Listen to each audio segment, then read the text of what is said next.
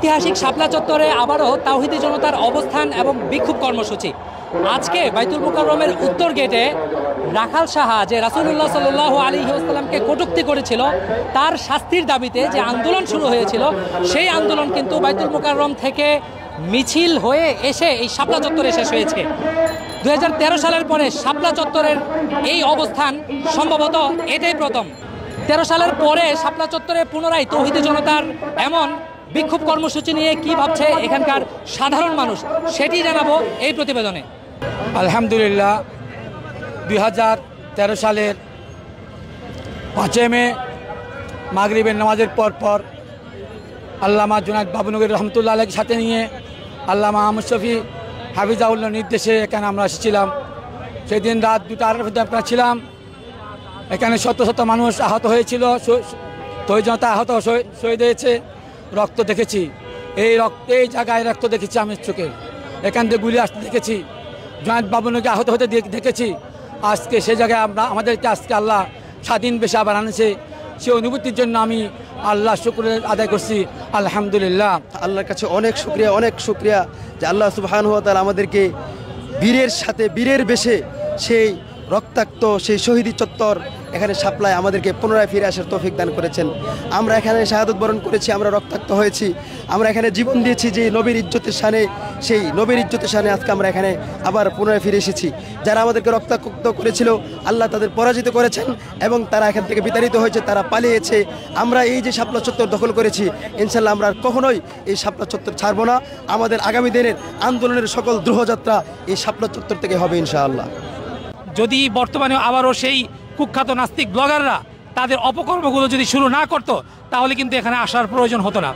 তো আমরা পরিষ্কারভাবে বলে দিতে চাই, যারা বাংলাদেশকে অস্থিতিশীল করার জন্য সেই পার্শ্ববর্তী দেশ থেকে বিভিন্ন উস্কানি দিচ্ছে এবং এইখানে একটা বিশৃঙ্খলা সৃষ্টি করতে চাচ্ছে, এই বিষয়ে সরকার অতি দ্রুত ব্যবস্থা নিতে হবে।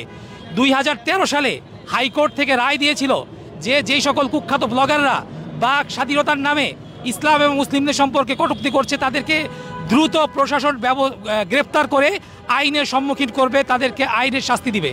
সেই রায় বাস্তবায়ন করতে দেরি হওয়ার কারণেই কিন্তু অনেকগুলো ব্লগার নামক কুখ্যাত ব্যক্তি তারা দুনিয়া থেকে চলে গেছে এবং তাদের শাস্তি তারা মানুষের হাতে পেয়েছে।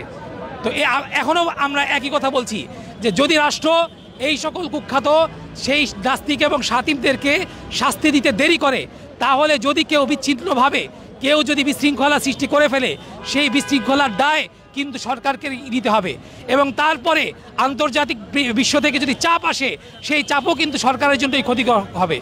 আমরা আমাদের সকল মুসলিমদেরকে, সকল ভাইদেরকে আমরা বিনীতভাবে বলতে চাই, আপনারা কেউ নিজের হাতে আইন তুলে নেবেন না। আপনারা ঐক্যবদ্ধভাবে এই সরকারের উপর এমন চাপ সৃষ্টি করবেন যে সরকার এই সকল মানবতা বিরোধী কুখ্যাত নাস্তিকদেরকে গ্রেপ্তার করতে যেন বাধ্য হয়।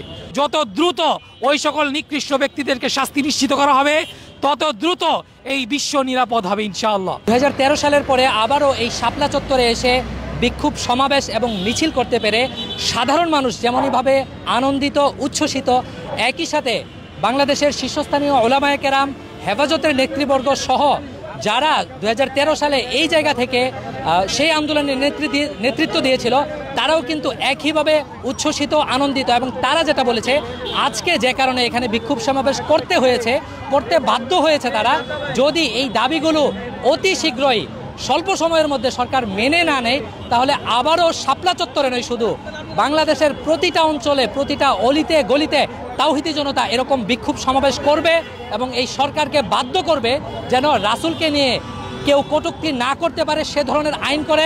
একই সাথে অতীতে যারা করেছে, যারা ওলামায়ে কেরামকে বিভিন্নভাবে মিথ্যা মামলায় তাদেরকে হেনস্থা করেছে, তাদেরকে যদি শাস্তির আওতায় না আনা হয়, তাদেরকে যদি যথাযথ শাস্তি না দেওয়া হয়, তাহলে এই শাপলা চত্বর থেকেই কিন্তু সামনের দিনগুলোতে আন্দোলন দানা বাঁধবে এবং সেই আন্দোলনে যদি দেশ বিশৃঙ্খল হয়, যদি আন্তর্জাতিক কোনো চাপ আসে, সেই দায়ভার কিন্তু এই সরকারকেই নিতে হবে।